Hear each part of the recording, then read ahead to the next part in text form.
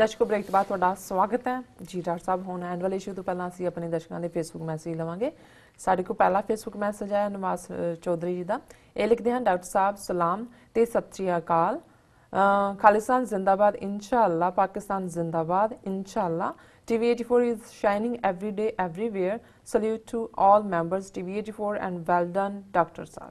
बहुत बहुत शुक्रिया चौधरी साहब, तुहाडा हमेशा ही बड़ा हौसला देने वाला कमेंट होता है। वीर परमजीत सिंह लिखते हैं that some people have the guts to stand up and take cudgels against the forces out to destroy the very foundations of this country, raises a hope in us that we will survive these dark times.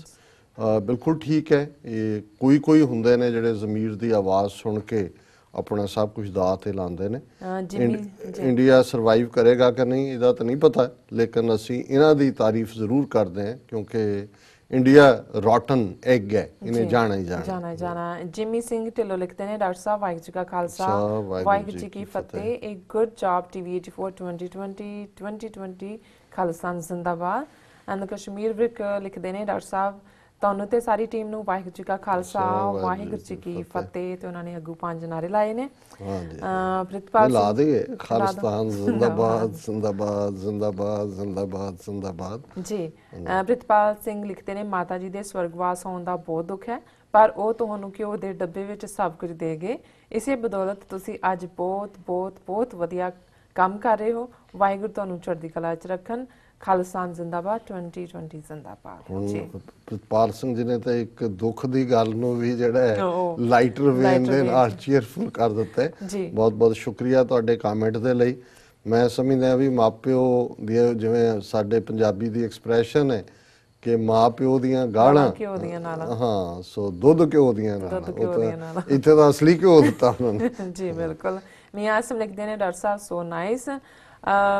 Ajaib Singh ਲਾਡਲਾ ਲਿਖਦੇ ਨੇ, doctor ਸਾਹਿਬ ਤੁਹਾਡੀ ਸਾਰੀ team ਨੂੰ ਵਾਹਿਗੁਰੂ ਜੀ ਕਾ ਖਾਲਸਾ ਵਾਹਿਗੁਰੂ ਜੀ ਕੀ ਫਤਿਹ। ਜਸਵਿੰਦਰ ਸਿੰਘ ਲਿਖਦੇ ਨੇ, ਵਾਹਿਗੁਰੂ ਜੀ ਕਾ ਖਾਲਸਾ ਵਾਹਿਗੁਰੂ ਜੀ ਕੀ ਫਤਿਹ। TV84 ਦੀ ਸਾਰੀ team ਨੂੰ ਖਾਲਿਸਤਾਨ ਜ਼ਿੰਦਾਬਾਦ। ਬੇਅੰਤ ਸਿੰਘ ਖਾਲਿਸਤਾਨੀ ਲਿਖਦੇ ਨੇ, ਖਾਲਿਸਤਾਨ ਜ਼ਿੰਦਾਬਾਦ।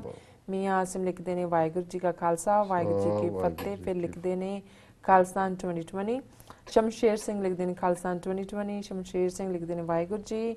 ਹਰਵਿੰਦਰ ਸਿੰਘ ਹਰਮੋਇਆ ਲਿਖते हैं, वाहिगुरू जी का खालसा वाहिगुरू जी की फतेह। गुरकीरत सिंह लिखते हैं, खालिस्तान जिंदाबाद 2020। जरनैल सिंह खालसा नाडालों लिखते हैं, वाहिगुरू जी नडालों लिखते हैं, ओके। गुरिंदर सिंह गिल लिखते हैं, वाहिगुरू जी का खालसा वाहिगुरू जी की फतेह। सिंह किंग अज फिर लिखते हैं, गपशप। दीपक भंडाल लिखते हैं, वाहिगुरू जी। दूसरे सेगमेंट में देख रहे हैं शमशेर सिंह वाहिगुरू जी, मियाँ आसिम खालिस्तान जिंदाबाद, बलिहार सिंह कंग वाहिगुरू जी का खालसा वाहिगुरू जी की फतेह।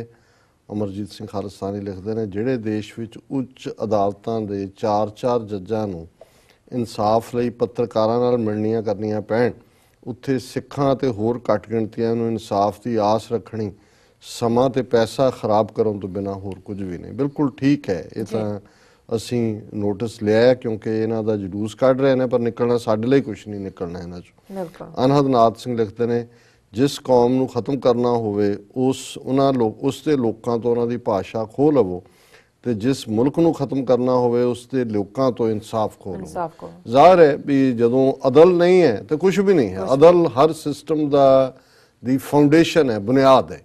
ਔਰ ਇਹ ਜੋ 4 ਜੱਜਾਂ ਨੇ ਖੁਲਾਸਾ, ਸਾਨੂੰ ਤਾਂ ਪਹਿਲਾਂ ਹੀ ਪਤਾ ਹੈ ਸਰ ਕਪੂਰ ਸਿੰਘ ਨੇ ਸਾਚੀ ਸਾਖੀ 'ਚ ਉਹਨਾਂ ਦੇ ਆਪਣੇ ਕੇਸ 'ਚ ਕੀ ਹੋਇਆ, ਉਦੋਂ ਸੁਪਰੀਮ ਕੋਰਟ ਦੇ ਜੱਜ ਕੀ ਕਰਦੇ ਸੀ, ਇਹ ਸਾਹਮਣੇ ਸੀ।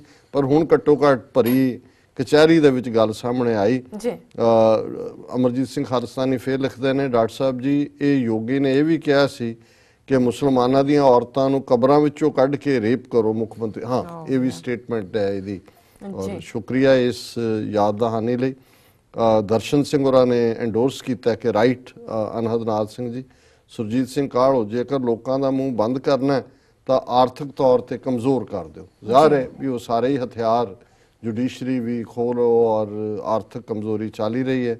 ਸ਼ਸ਼ੀ ਰੰਧਾਵਾ ਵਾਹਿਗੁਰੂ ਜੀ। ਗੁਰਕਬੀਰ ਢੇਸੀ ਵਾਹਿਗੁਰੂ ਜੀ। ਇਹਨਾਂ ਸਾਰਿਆਂ ਹੀ ਵੀਰਾਂ ਦਾ ਬਹੁਤ ਬਹੁਤ ਸ਼ੁਕਰੀਆ ਜੀ। ਡਾਕਟਰ ਸਾਹਿਬ ਐਂਡ ਵਾਲੀ ਇਸ਼ੂ ਬਾਰੇ ਕੀ ਵਿਚਾਰਾਂ ਨੇ ਤੁਹਾਡੀਆਂ? ਟਾਈਮ ਵੀ ਹੋ ਰਿਹਾ ਮੈਂ ਦੇਖ ਰਿਹਾ ਵੀ ਇਸ਼ੂ ਅੱਜ ਸਾਨੂੰ ਫਿਰ ਰਹਿਣ ਸਕਿਪ ਦਿਓ, ਕਰਨਾ ਤੁਸੀਂ ਪੈਣਾ ਅੱਜ ਦਾ ਵਿਚਾਰ ਹੀ ਸਾਡੇ ਕਿਉਂਕਿ ਦਰਸ਼ਕਾਂ ਨਾਲ ਅੱਜ ਸਾਂਝਾ ਕਰ ਬਾਬਾ ਦਿਓ ਫਰੀਦ ਜੀ ਦੇ ਬਹੁਤ ਪਿਆਰੇ 3 ਸ਼ਲੋਕ ਮੈਂ ਵਿਚਾਰ ਲਈ ਕੱਢੇ ਨੇ ਜੀ। ਤੇ ਫਿਰ ਉਹਨਾਂ ਲਈ ਵਕਤ ਨਹੀਂ ਬਚੇਗਾ। ਨਹੀਂ, ਤੁਸੀਂ ਅੱਜ ਦਾ ਵਿਚਾਰ ਹੀ ਕਰ ਦਿਓ। ਸ਼ਲੋਕ ਬਾਬਾ ਫਰੀਦ ਜੀ ਕੇ ਔਰ ਇਹਦੇ ਚ ਖੂਬਸੂਰਤੀ ਇਹ ਹੈ ਕਿ ਸਿਰਫ ਇੱਕ ਸ਼ਲੋਕ ਬਾਬਾ ਫਰੀਦ ਜੀ ਦਾ ਆਪਣੀ ਰਚਨਾ ਹੈ ਜੀ ਪਰ 2 ਸ਼ਲੋਕ 120 ਤੇ 121 ਜਿਹੜਾ ਕਿ ਮਹੱਲਾ ਪਹਿਲਾ ਔਰ ਚੌਥੇ ਪਾਤਸ਼ਾਹ ਦੇ ਨੇ ਉਹਨਾਂ ਨੇ ਬਾਬਾ ਫਰੀਦ ਜੀ ਨੂੰ ਹੀ ਜਿਹੜੇ ਨੇ ਦਿੱਤੇ ਨੇ, ਉਹਨਾਂ ਦੇ ਨਾਂ ਥੱਲੇ ਉਹਦੀ ਕੰਟੀਨਿਊਟੀ ਹੈ ਪਰ ਉਹਦੇ ਚ ਉਹਨਾਂ ਨੇ ਆਪਣਾ ਜਿਹੜਾ ਹੈ ਉਸ ਥਾਟ ਨੂੰ ਦਿੱਤੇ। ਪਹਿਲਾ ਸ਼ਲੋਕ ਹੈ, ਤਨ ਤਪੈ ਤਨੂਰ ਜਿਉ ਬਾਲਨ ਹੱਡ ਬਲਨ ਪੈਰੀ ਥੱਕਾਂ ਸਿਰ ਜੁਲਾਂ ਜੇ ਮੂੰਹ ਪਿਰੀ ਮਿਲਨ। ਤਨ ਤਪੈ ਤਨੂਰ ਜਿਉ, ਜਿਹਨੂੰ ਅਸੀਂ ਤੰਦੂਰ ਕਹਿੰਦੇ ਹਾਂ ਦੱਖਣੀ ਪੰਜਾਬ 'ਚ ਜਾਂ ਸਰਾਇਕੀ 'ਚ ਜਾਂ ਇਸ ਖਿੱਤੇ 'ਚ ਉਹਨੂੰ ਤਨੂਰ ਵੀ ਕਿਹਾ ਜਾਂਦਾ ਜੀ। ਹੁਣ ਜ਼ਾਹਰ ਹੈ ਕਿ ਵੀ ਇੱਕ ਸਟੇਜ ਤੇ ਸਾਡੇ ਤਹਿਜ਼ੀਬ 'ਚ ਖਾਸ ਤੌਰ ਤੇ ਸਾਂਝਾਂ ਦਾ ਪ੍ਰਤੀਕ ਤੰਦੂਰ, ਜਿਸ ਕੋ ਆਟਾ ਗੁੰਨ ਕੇ ਲਿਜਾਣਾ ਉੱਥੇ ਹੀ ਰੋਟੀਆਂ ਲੱਗਣੀਆਂ, ਸੋ ਅਲੰਕਾਰ ਉਹ ਹੈ ਕਿ ਤੰਦੂਰ ਦੇ ਵਿੱਚ ਬਾਲਣ ਹੈ। ਔਰ ਜਦੋਂ ਅਸੀਂ ਰੂਹ ਔਰ ਸਰੀਰ ਦੇ ਰਿਸ਼ਤੇ ਦੀ ਗੱਲ ਕਰਦੇ ਹਾਂ ਕਿ ਅੰਦਰ ਜੇ ਤੜਪ ਹੈ ਰੂਹ ਦੇ ਵਿੱਚ ਤੇ ਇਵੇਂ ਹੀ ਹੈ ਜਿਵੇਂ ਅੱਗ ਬਲ ਰਹੀ ਹੈ ਤੇ ਬਾਲਣ ਹੱਡੀਆਂ ਕਿਉਂਕਿ ਸੋਲਿਡ ਹੁੰਦੀਆਂ ਨੇ ਤੇ ਫਿਰ ਹੱਡੀਆਂ ਬਾਲਣ ਵਾਂਗ ਹੈ। ਹੁਣ ਗੱਲ ਬਾਬਾ ਫਰੀਦ ਜਿਹੜੀ ਉਸ ਪਿਆਰੇ ਦੇ ਮਿਲਣ ਦੀ ਜਾਂ ਉਸ ਵਿਛੋੜੇ ਦੀ ਕਰਦੇ ਨੇ, ਤਨ ਤਪੈ ਤਨੂਰ ਜਿਉ ਕਿ ਮੇਰਾ ਸਰੀਰ ਤੰਦੂਰ ਵਾਂਗ ਤਪ ਰਿਹਾ, ਬਾਲਨ ਹੱਡ ਬਲਨ ਕਿ ਜਿਹੜੀ ਇਸ ਸਰੀਰ ਦੇ ਵਿੱਚ ਹੱਡ ਨੇ ਮਾਨੋ ਇਹ ਬਾਲਣ ਹੈ, ਪੈਰੀ ਥੱਕਾਂ ਸਿਰ ਜੁਲਾਂ ਕਿ ਪਹਿਲਾਂ ਤਾਂ ਮੈਂ ਪੈਰਾਂ ਨਾਲ ਉਸ ਪਿਆਰੇ ਦੇ ਘਰ ਵੱਲ ਤੁਰਿਆ ਜਾਵਾਂ ਤੇ ਮੈਂ ਜਦੋਂ ਥੱਕ ਜਾਵਾਂ ਪੈਰਾਂ ਦੇ ਨਾਲ ਫਿਰ ਸਿਰ ਜੁਲਾਂ ਵੀ ਜਿਹੜਾ ਉਸ ਦੱਖਣੀ ਪੰਜਾਬ ਦੇ ਵਿੱਚ ਤੁਰਨ ਨੂੰ ਕਹਿੰਦੇ ਨੇ ਜੀ, ਕੁੱਥੇ ਝੁੱਲੇ ਕਿ ਮੈਂ ਜਦੋਂ ਮੇਰੇ ਪੈਰ ਥੱਕ ਜਾਣ ਵੀ ਕਿੱਥੇ ਚੱਲਿਆ ਨੂੰ ਕਹਿੰਦੇ ਜੀ ਜੀ। ਪੈਰੀ ਥੱਕਾਂ ਸਿਰ ਜੁਲਾਂ ਕਿ ਜੇ ਮੇਰੇ ਪੈਰ ਥੱਕ ਜਾਣ ਤੇ ਮੈਂ ਸਿਰ ਦੇ ਭਾਰ ਤੁਰਨਾ ਸ਼ੁਰੂ ਕਰ ਦਿਆਂ। ਜੇ ਮੂੰਹ ਪਿਰੀ ਮਿਲਨ ਕਿ ਜੇ ਮੈਂ ਪਿਆਰੇ ਨੂੰ ਮਿਲਣਾ ਔਰ ਪਿਆਰਾ ਮੈਨੂੰ ਮਿਲ ਪਏ ਤੇ ਮੈਂ ਪੈਰਾਂ ਦੀ ਥਾਂ ਤੇ ਸਿਰ ਨਾਲ ਤੁਰ ਕੇ ਆਵਾਂ ਔਰ ਆਪਣੇ ਸਾਰੇ ਵਜੂਦ ਨੂੰ ਜਿਹੜਾ ਉਹ ਉਵੇਂ ਹੀ ਬਾਲਣ ਬਣਾ ਕੇ ਉਸ ਪੱਠੀ ਦੇ ਵਿੱਚ ਸਾੜਦੇ ਉਸ ਦੀ ਯਾਦ ਦੇ ਵਿੱਚ। ਹੁਣ ਇਹ ਅਲੰਕਾਰ ਨੇ ਪਰ ਇਹ ਦੱਸਦੇ ਨੇ ਕਿ ਪਿਆਰ ਦੀ ਖੇਡ ਕੀ ਹੈ। ਜਦੋਂ ਗੁਰੂ ਨਾਨਕ ਸਾਹਿਬ ਫਰਮਾਉਂਦੇ ਨੇ ਕਿ ਜੋ ਤੋ ਪ੍ਰੇਮ ਖੇਲਨ ਕਾ ਚਾਓ ਸਿਰ ਤਰ ਤਲੀ ਗਲੀ ਮੇਰੀ ਆਓ ਇਤ ਮਾਰਗ ਪੈਰ ਧਰੀਜੈ ਸਿਰ ਦੀਜੈ ਕਾਣ ਨਾ ਕੀਜੈ। ਸੋ ਜ਼ਾਹਰ ਹੈ ਕਿ ਰਸਤਾ ਉਸ ਪਾਸੇ ਦਾ ਹੀ ਹੈ, ਪਿਆਰ ਦੀ ਖੇਡ ਹੈ। ਹੁਣ ਇਹਦੇ ਚ ਸ਼ਲੋਕ 12 ਤੇ ਵਧੇਕ ਗੁਰੂ ਨਾਨਕ ਸਾਹਿਬ ਦਾ ਸ਼ਲੋਕ ਹੈ ਜਿਹੜਾ ਕਿ 120 ਨੰਬਰ ਸ਼ਲੋਕ ਦੇ ਤੌਰ ਤੇ ਗੁਰੂ ਅਰਜਨ ਸਾਹਿਬ ਨੇ ਦਰਜ ਕੀਤਾ ਹੈ।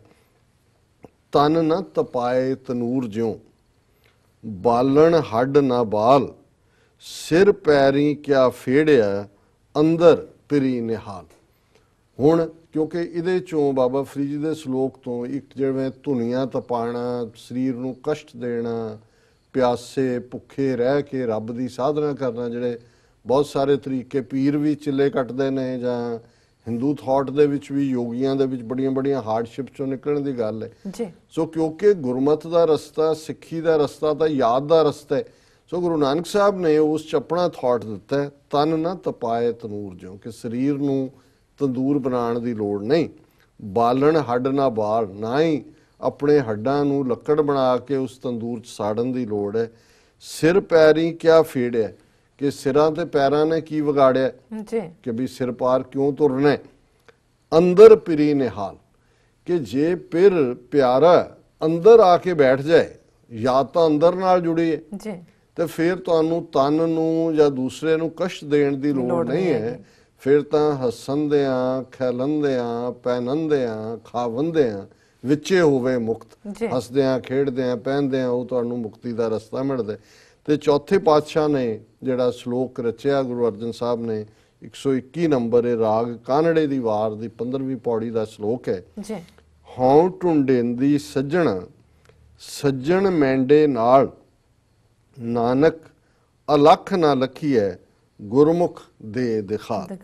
ਚੌਥੇ ਪਾਤਸ਼ਾਹ ਨੇ ਕਿਹਾ ਵੀ ਹਉ ਟੁੰਡੇਂਦੀ ਸੱਜਣ ਸੱਜਣ ਮੈਂਡੇ ਨਾਲ ਕਾਹੇ ਰੇ ਬਨ ਖੋਜਨ ਜਾਈ ਸਰਬ ਨਿਵਾਸੀ ਸਦਾ ਅਲੇਪਾ ਤੋਹੀ ਸੰਗ ਸਮਾਈ।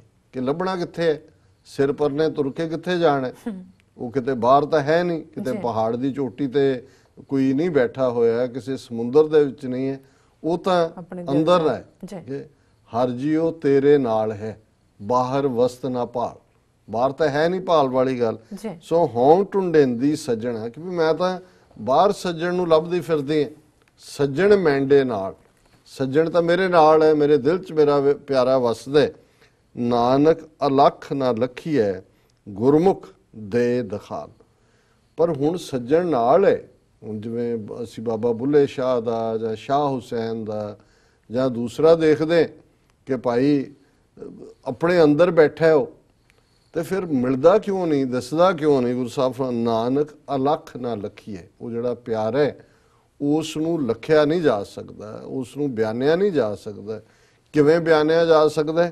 ਗੁਰਮੁਖ ਦੇ ਦਿਖਾਲ। ਜਦੋਂ ਰੱਬ ਦੇ ਰਸਤੇ ਤੇ ਤੁਰੇ ਹੋਏ ਬੰਦਿਆਂ ਦੀ, ਰੱਬ ਦੇ ਪਿਆਰਿਆਂ ਦੀ ਸੰਗਤ ਨਸੀਬ ਹੁੰਦੀ ਹੈ ਤੇ ਉਹਨਾਂ ਦੀ ਸੰਗਤ ਦੇ ਵਿੱਚ ਉਸ ਦੀ ਪ੍ਰੀਤ ਦਾ ਜਿਹੜਾ ਹੈ ਹੋਰ ਵੀ ਸਹੀ ਪਿਆਰੇ ਮੇਲ ਮੇਰਾ ਤੇਰਾ ਨਾਮ ਚਿਤ ਆਵੇ। ਜਦੋਂ ਉਹਨਾਂ ਸੱਜਣਾ ਦਾ ਸਾਥ ਮਿਲਦਾ ਤੇ ਉਸ ਪਿਆਰੇ ਦੀ ਤਾਂਘ ਵੀ, ਫਿਰ ਵਿਰਾਗ ਵੀ ਹੁੰਦਾ, ਫਿਰ ਵਸਲ ਵੀ ਹੁੰਦਾ, ਤੇ ਫਿਰ ਉਹ ਨਾਲ ਵੀ ਬਹਿੰਦਾ ਤੇ ਫਿਰ ਇਵੇਂ ਹੁੰਦਾ ਕਿ ਜਤ ਦੇਖਾਂ ਤਤ ਤੂੰ, ਫਿਰ ਉਹ ਚਾਰ ਚਫੇਰੇ ਨਜ਼ਰ ਆਉਂਦੇ। ਸੋ ਇਹ ਅੱਜ ਦਾ ਵਿਚਾਰ ਜੀ। ਡਾਕਟਰ ਸਾਹਿਬ ਤੁਹਾਡਾ ਬਹੁਤ ਬਹੁਤ ਸ਼ੁਕਰੀਆ, ਤੁਸੀਂ ਅੱਜ ਦੇ ਅਹਿਮ ਇਸ਼ੂ ਤੇ ਅੱਜ ਦਾ ਵਿਚਾਰ ਸਾਡੇ ਦਰਸ਼ਕਾਂ ਨਾਲ ਸਾਂਝਾ ਕੀਤਾ। ਇਸ ਨਾਲ ਆਪਣੇ ਵਿਊਅਰਸ ਕੋਲ ਲੈਣੀ ਹੈ ਇਜਾਜ਼ਤ। ਵਿਊਅਰਸ, ਸਾਡੇ ਪ੍ਰੋਗਰਾਮ ਦਾ ਸਮਾਂ ਇੱਥੇ ਸਮਾਪਤ ਹੁੰਦਾ। ਤੁਸੀਂ ਆਪਣੇ ਰਾਏ ਤੇ ਸੁਝਾਅ ਸਾਨੂੰ ਭੇਜਣਾ ਭੁੱਲਣਾ ਸਾਡੇ ਇਸ ਪਤੇ ਤੇ sos@tv84.tv ਤੇ। ਅਸੀਂ ਆਪਣਾ ਪ੍ਰੋਗਰਾਮ ਲੈ ਕੇ ਫਿਰ ਦੁਬਾਰਾ ਹਾਜ਼ਰ ਹੋਵਾਂਗੇ। ਤਦ ਤੱਕ ਲਈ ਮੈਨੂੰ ਤੇ ਆਪਣਾ ਸੁਣਾ ਗਿਆ ਦਿਓ। ਦੇਖਦੇ ਰਹੋ TV84, ਬੁਲਾ ਦਿਓ ਫਤਿਹ। ਵਾਹਿਗੁਰੂ ਜੀ ਕਾ ਖਾਲਸਾ, ਵਾਹਿਗੁਰੂ ਜੀ ਕੀ ਫਤਿਹ।